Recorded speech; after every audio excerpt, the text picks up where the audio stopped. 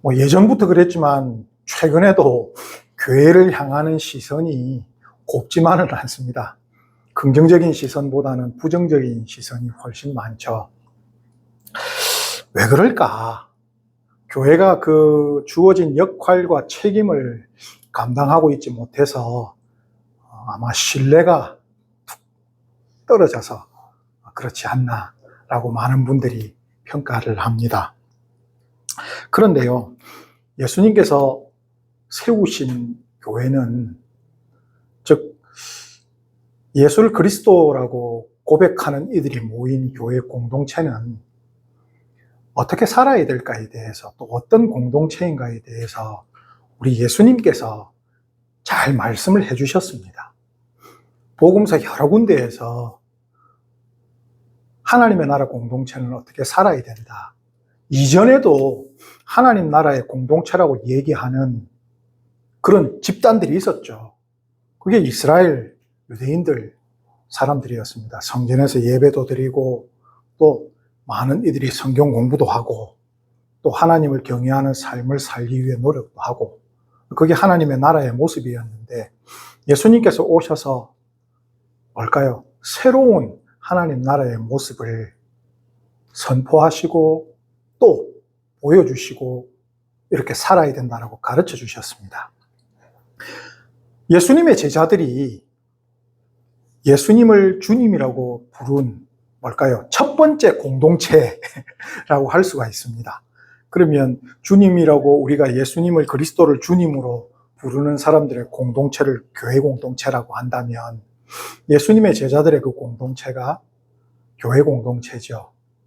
그럼 그 공동체에 대해서 예수님께서 어떻게 살아야 될지를 말씀해 주시는데, 특별히 오늘 본문에서는 바리새인들을 비교를 하시고 또 바리새인들을 책망하시면서 제자들에게 모습을 알려주시고 지도해 주십니다. 어떻게 살아야 되느냐라는 것에 대해서 첫 번째는 형제처럼 살아야 된다라고 말씀을 하십니다. 8절 말씀을 보면, 그러나 너희는 랍비라 칭함을 받지 말라. 너희 선생은 하나요. 너희는 다 형제니라인데, 가장 뒤쪽에 있는 형제니라 의 말씀부터 제일 마음에 와닿는 말씀이었는데요. 인터넷에서 서로 간에 이렇게 의견이 다를 때 싸웁니다. 키보드로 막 싸우는데요. 그렇게 싸울 때도 룰이 하나 있습니다. 젊은 사람들끼리 말하는 룰이 하나 있는데요. 그게 뭐냐면 가족은 건드리지 말자 합니다. 가족은 건드리지 말자. 내가 욕을 해도 너의 의견과 너를 욕하지만 가족은 손대지 않는다라는 게 나름대로 규칙이 있는데, 교회를 이렇게 떠나거나 옮기신 분들하고 얘기를 나눌 때가 있습니다. 전에 있었던 교회가 이렇게 해서 제 마음에 안 들었습니다. 교회가 그러면 안 되죠. 이렇게 말씀을 하시는 분들이 많죠. 많지는 않습니다. 적죠. 하지만 있습니다. 그분들하고 얘기를 하다 보면 마음속에 드는 생각이, 내 형제라면 그렇게 얘기할 수 있을까라는 생각이 듭니다. 아무리 미워도 형제면 가족이잖아요. 같이 밥도 먹고. 그러면 혼내도 나 혼자 혼내는 거지. 뭘까요? 동생이 밖에서 꾸지람을 듣거나 맞고 오면 형 입장에서는 굉장히 화가 나지 않습니까? 혼을 내도 내가 혼을 낸다 라는 것이지. 새로운 공동체에 대해서 예수님이 말씀해 주실 때 너희는 형제다라고 말씀을 하십니다. 그런데 그에 비해서 바리새인들, 서기관들의 행태에 대해서는 4절에 무거운 짐을 묶어 다른 사람의 어깨에 지우곤 정작 자신은 손가락 하나 움직이지 않는다. 그리고 7절에는 그들은 사람들에게 문안 인사받는 것을 당연시한다. 그리고 랍비라 칭함을 받는 것을 좋아한다. 즉 군림하고 있는 모습을 사람들에게 과시하는 걸 좋아한다 라면서 대비되는 말씀으로 너희는 형제다라고 하셨거든요. 저는 이게 잘 이해가 안 됐습니다. 이게 대비가 되는 구절인가?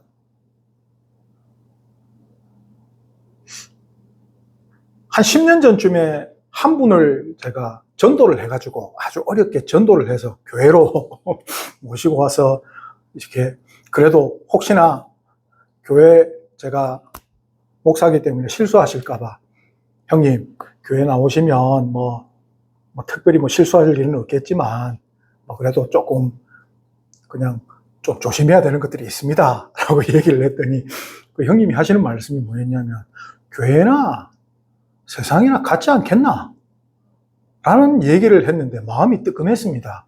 어떻게 같으면 안 되는데 같으면 안 되는데 왜 그럴까? 그러면서 우리가 세상에서 유일한 뭘까요? 하나님의 나라를 보여줄 수 있는 공동체인데 세상에서 세상과 다른 모습으로 또 다른 생각으로 사는 것을 보여주는 유일한 공동체인데 세상과 같구나. 아닙니다, 형님. 그래도 우리 교회에 오래 계신 분들 또 교회 어르신들을 보면 참 나와서 인사도 먼저 해주시고 세상과는 좀 다른 모습들이 있습니다. 형님이 두고 보면 알겠지. 두고 보면 알겠지. 하셨습니다. 세상과 다른 모습을 보여줄 수 있는 것이 무엇일까라고 했을 때 가장 표가 나는 것이 세상 사람들은 대접받기를 좋아합니다. 좋아하기보다는 존중받고 싶은 거죠. 근데 그 존중이 존재적인 존중인지 업적에 따른 존중인지 조금 헷갈릴 때가 있습니다. 예수님께서는 모든 사람이 형제다, 다 평등한 관계다라고 얘기를 하셨죠. 존재적인 평등일 것입니다. 당시 시대는 노예도 있고 귀족도 있고 왕도 있던 시대입니다. 그런 시대에 모든 사람이 형제로서 평등하다라는 것은 이해가 안 되는 시대죠. 하지만 그렇게 말씀하셨습니다. 존재적인 평등이죠. 그렇다고 해서 예수님께서 모두가 평등하다 사회운동을 하셨거나 혹은 저항하자, 국가에 저항하자, 이런 조직들을 저항하자 이런 걸 또 말씀하시지도 않으셨습니다. 존재적인 평등.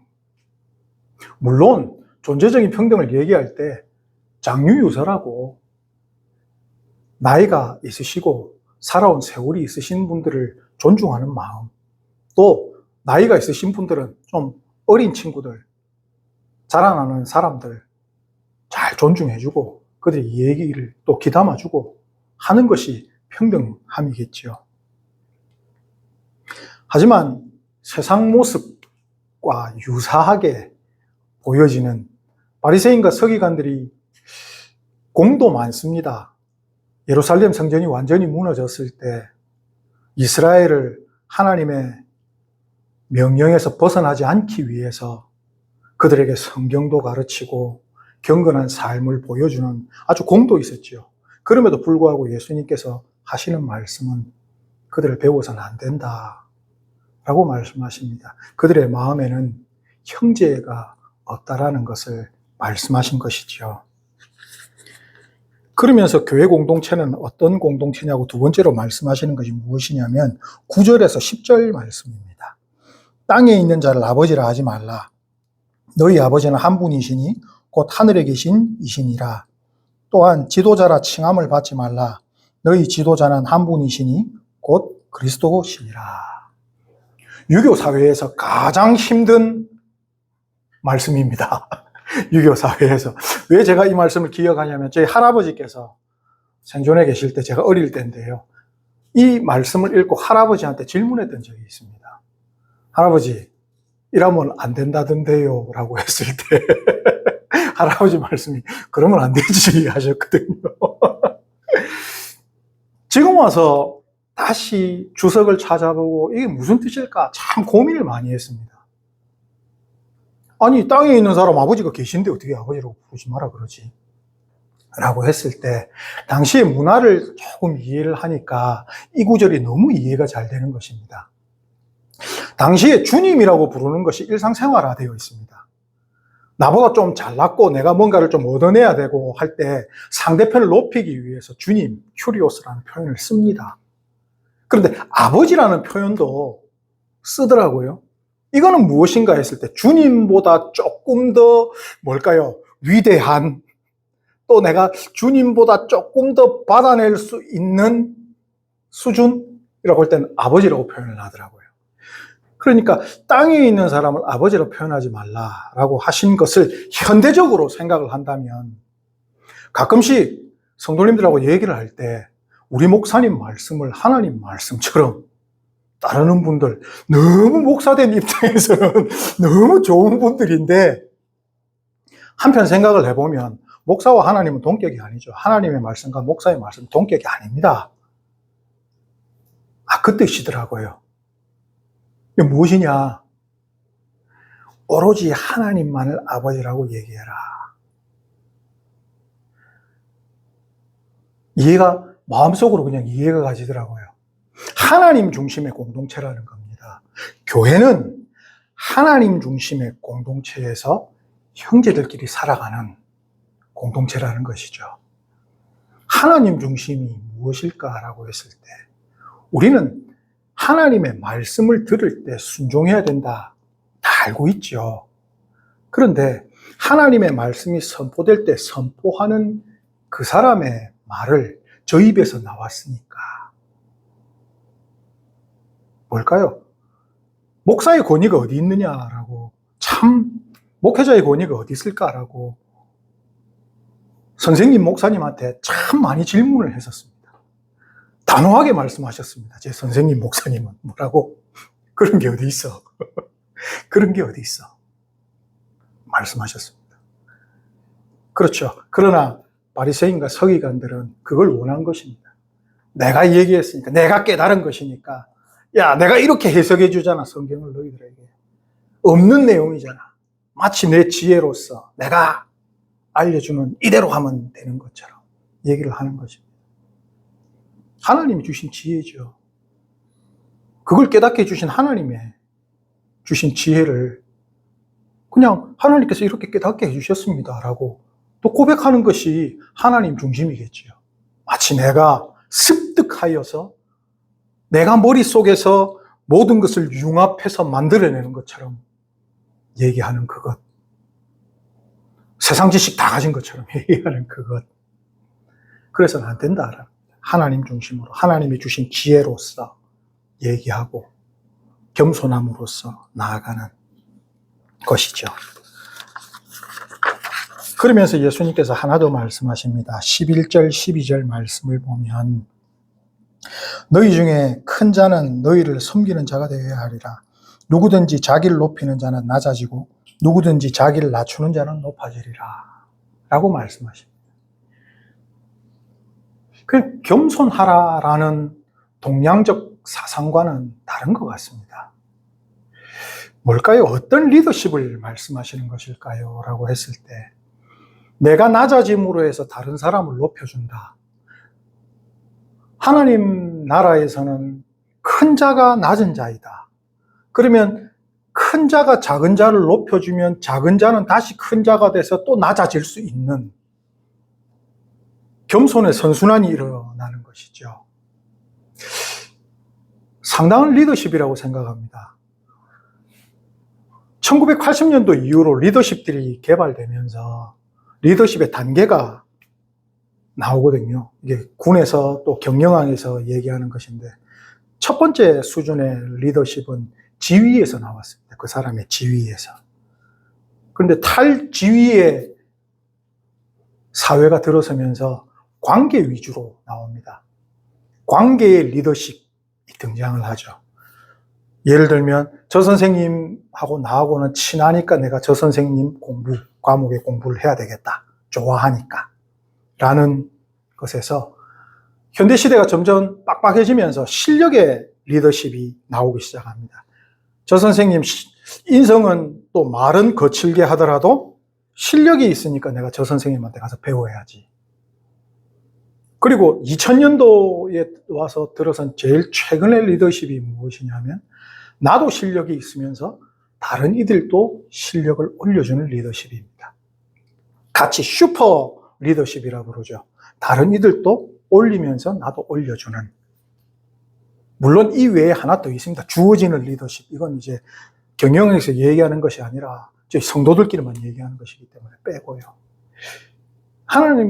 예수님께서 이 사실을 알려주시는 겁니다. 크고 싶은 사람은 낮아져서 밑에서 올림을 통하여 다시 그 사람들이 밑에서 올려주는 이런 선순환에 세상에서는 하지 못하는 이런 선순환의 공동체를 나는 원한다. 그렇게 해야 한다라고 말씀하시는 것이죠. 자, 이런 공동체라면 공동체의 일원들을 모두 형제 자매처럼 여기고 하나님 중심의 공동체이고 그리고 서로 섬겨주는 낮아지는 공동체라면 세상에 어떤 무리가 이런 공동체를 보고 배관시할 수 있으며 무시할 수 있겠습니까? 나는 정말 저 공동체에 들어가고 싶다라고 얘기하겠죠. 지금 교회를 바라보는 시선이 곱지 않습니다. 그런데 성도들도 교회를 바라보는 시선이 곱지만은 않습니다. 그게 더 문제겠죠. 형제가 형제를 바라보는 시선이 좋지 않고. 하지만 분명히 예수님께서 말씀하셨습니다. 형제들끼리는 싸우더라도 밥 같이 먹는 거잖아요. 혼내는 이유가 안타깝고 사랑해서 꾸짖는 거잖아요, 형제는. 내가 잘나서 꾸짖는 게 아니라. 우리나라 속담에 이상한 게 있더라고요. 사촌이 땅을 사면 배가 아프다. 이상한 속담입니다, 그죠? 사촌이 땅 사면 축하해주고, 그죠? 또 친한 사촌이면 가서 나도 텃밭 좀 하자 얘기도 할 수 있는 그런 게 돼야 되지 않겠습니까? 예수님께서 원하시는 공동체를 우리에게 분명히 말씀하셨습니다. 우리끼리라도 좀 시선을 먼저 바꾸면 밖의 시선도 고와지지 않겠습니까? 예수님이 본인의 목숨으로 세워주신 교회입니다. 이 땅에 교회 공동원들이 하나가 되어서 아름다운 모습을 보인다면 이 세상도 속히 하나님의 나라가 될 것이라고 확신합니다. 이런 공동체를 위해 함께 노력하는 모두가 되기를 예수님의 이름으로 축복합니다.